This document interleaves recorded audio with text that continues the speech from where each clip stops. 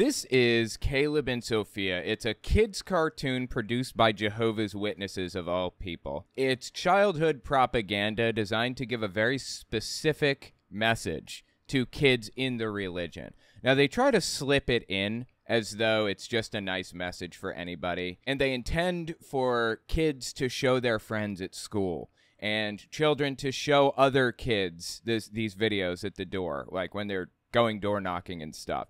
So it's not as innocuous as it seems. Let's take a look at some of them and see what kind of things they're teaching children. These are supposed to be nice life lessons that anybody can get behind, right? Nice life lessons for anyone, not just Jehovah's Witnesses. This one is titled, See Yourself in Paradise. Definitely not just for Jehovah's Witnesses, right?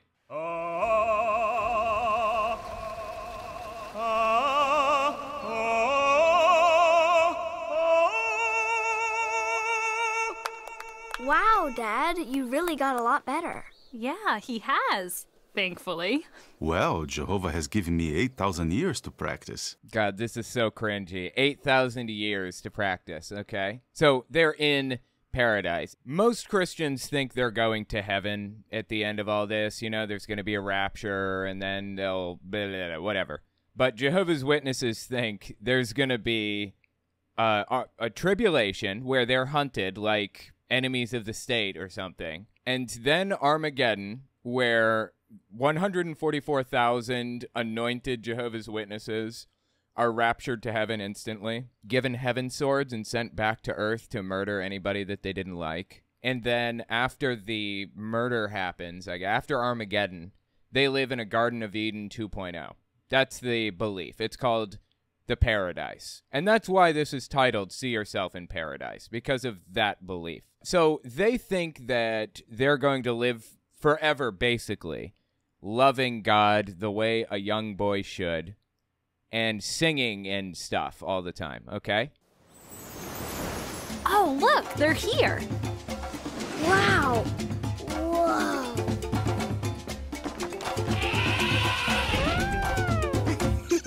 What about you, Sophia? What do you want to do in paradise? What they're portraying here is family worship. They're all sitting around. They're supposed to do this regularly. I'm not sure how often. Every day, every week, I don't know. So they sit here and do this family worship thing, and this is one of the exercises. They're supposed to talk about what they love about Jehovah and paradise and stuff. For anybody, right? Nice life lessons for anyone. This is the type of thing you show to kids at school, really. Oh, I know. She wants everyone butterfly garden. That would be nice.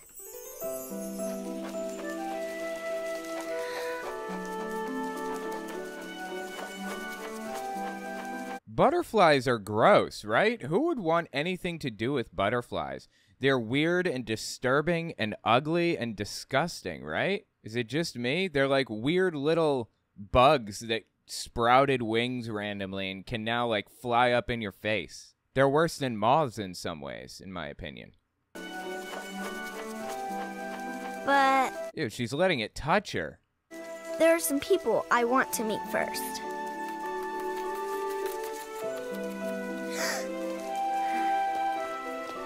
So this is supposed to be from another episode. I think it was a Bible character. Some girl that went unnamed in the Bible, I think, who was a slave girl or something and proved her worth to God or whatever. Who knows? Oh, Sophia, that's going to be so beautiful. What about you, Caleb? Well, You notice the language they're using there. That's going to be so beautiful. It's very final and firm and abrupt. This is going to happen. You're supposed to imagine this, and this thing will take place, no question. This is how propaganda works. This is part of it. They're trying to solidify this in kids' minds. What about you, Caleb? well, I kind of just want to be with all of you. Aw. And the monkeys. Oh, you love monkeys. It's good to imagine ourselves in paradise. It helps us to rejoice in the hope that Jehovah has given us. Look, Mom. This is painful. So, really what this is for is it's a carrot. So Jehovah's Witnesses have a carrot and stick situation set up. They use the carrot of offering the paradise, and in the paradise, you get to see monkeys and hang out with elephants and build houses and sing, and also see long dead friends or family members. That one was snuck in there, if you noticed. And then there's the stick. If you follow our instructions, you get the carrot, and if you don't, you get the stick. The stick is you will be shunned from your friends and family for all eternity. You will be removed from that family until the day you die. You'll never see or talk to them again. I haven't talked to my mom in years. I haven't had a relationship with her in 15 years because of this religion, at least partly. I think she's also kind of a scumbag, but that's neither here nor there. That's what happens. That's the carrot and stick solution that Jehovah's Witnesses have set up. It ruins people's lives. Look, Mom. I'm rejoicing in the hope. Whee! I'm rejoicing in the hope. Painful, dude. It's painful. The animation is on point, though, right? You gotta admit that at the very least. Wow, dude.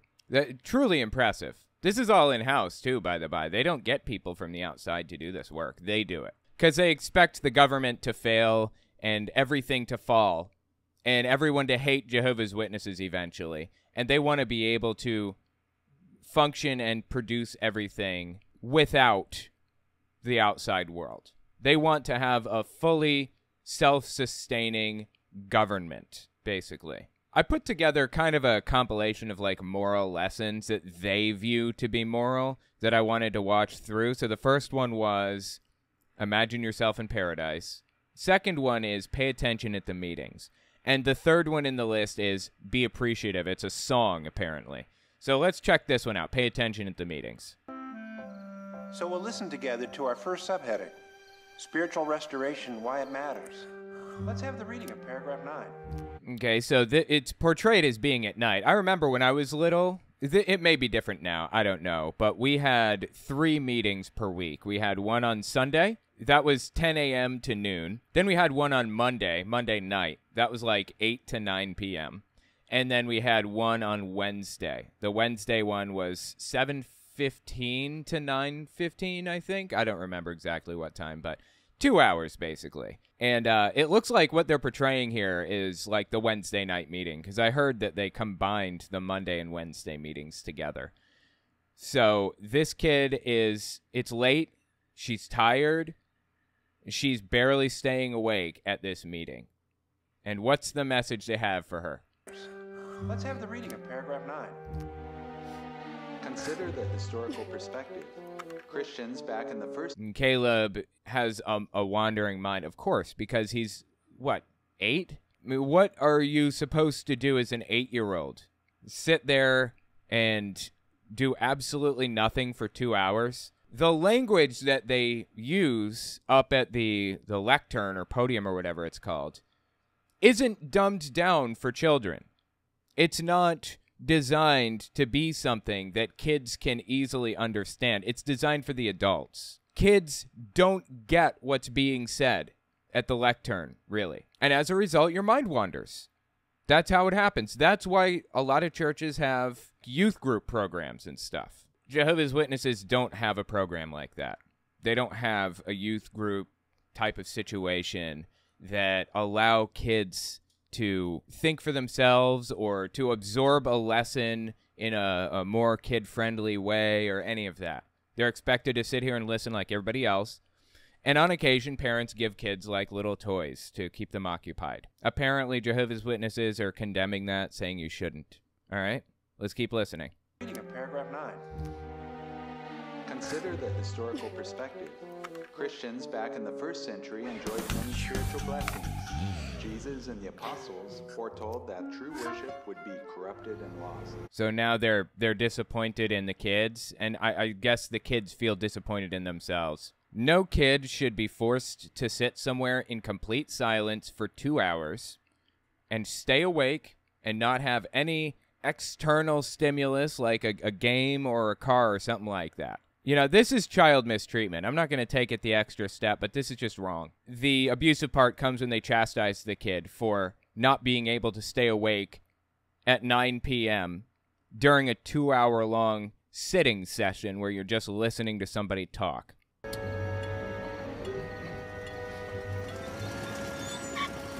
So kids, what did you learn at meeting tonight? No sleeping at the meeting. And no playing at the meeting. Good. Why should we pay attention at the meetings? Like, you can't expect a kid to pay attention at the meetings, really? Imagine if Noah didn't pay attention when Jehovah explained how to build the ark. Well, Noah wasn't a 5-year-old, for what it's worth. You know, adults are capable of paying attention to long-form things. People probably sit here and listen to my videos for 6 hours straight. I mean, I stream for roughly that long on occasion. But it's not a 5-year-old, okay? It's not a child. You cannot expect a kid to sit there completely silently listening to somebody blather on about nonsense.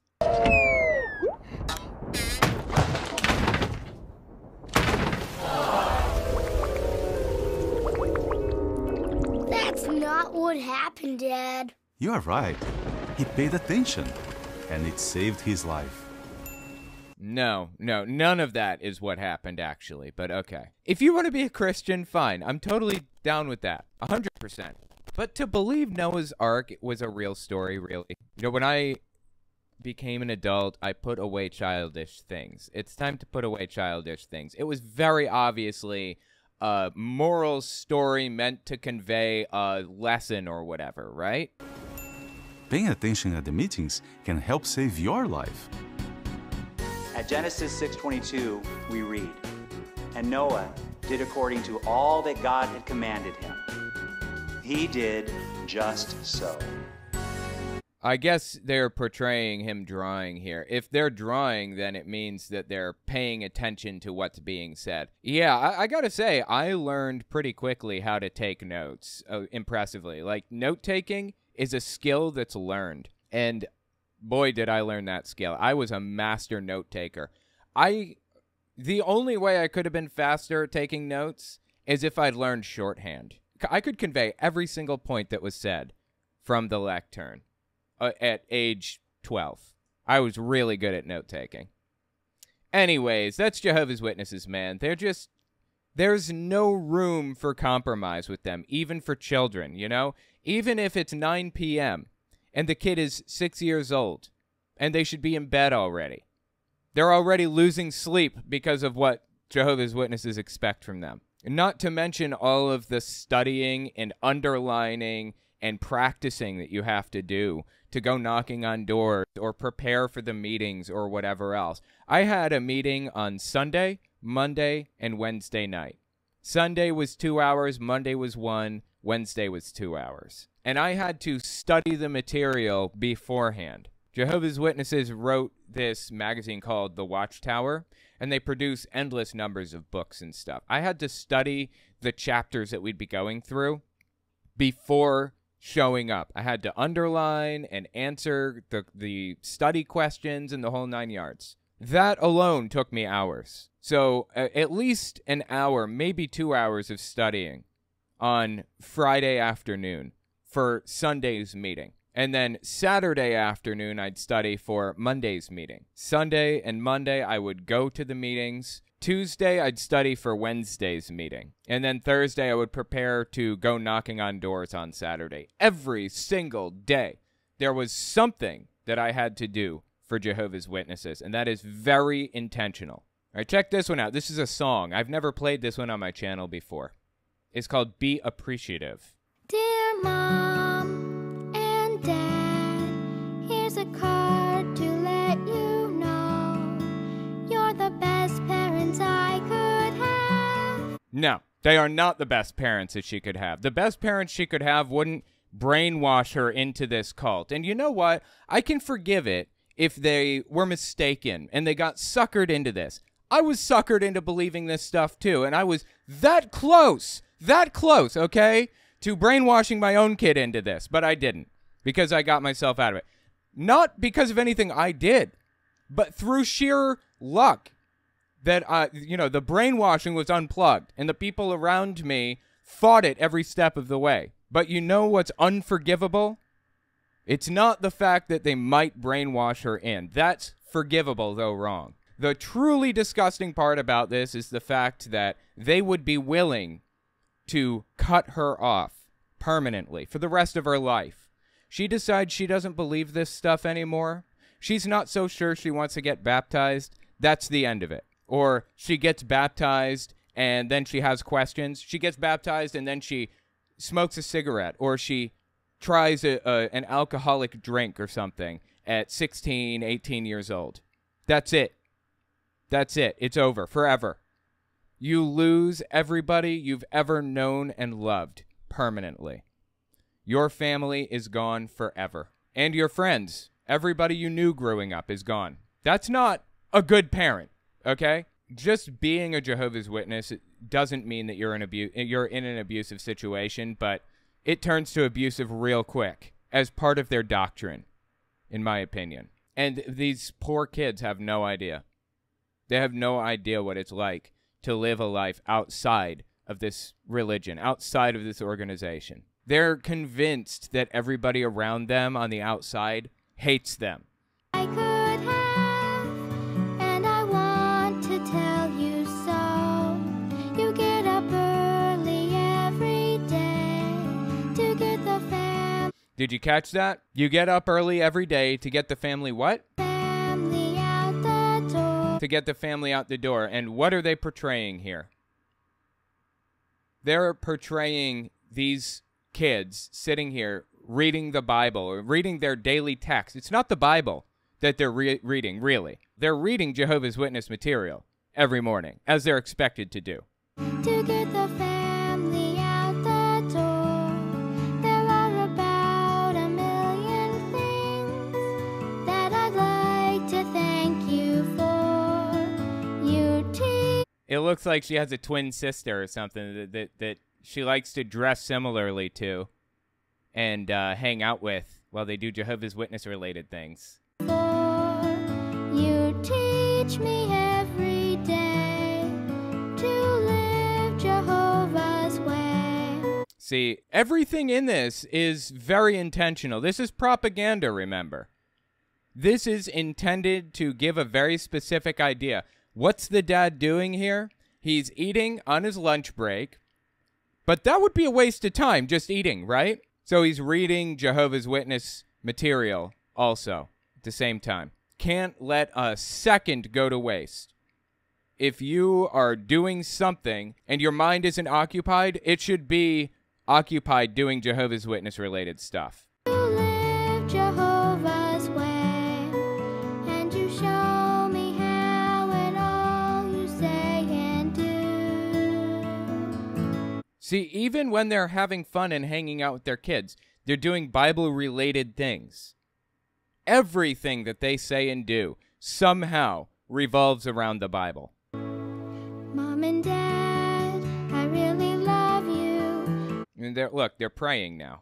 Love you. Everything I said is true. I thank Jehovah I've got you. I thank Jehovah I've got you. This is deeply painful and cringy, dude. Holy Christ on a cracker, bro. That's bad.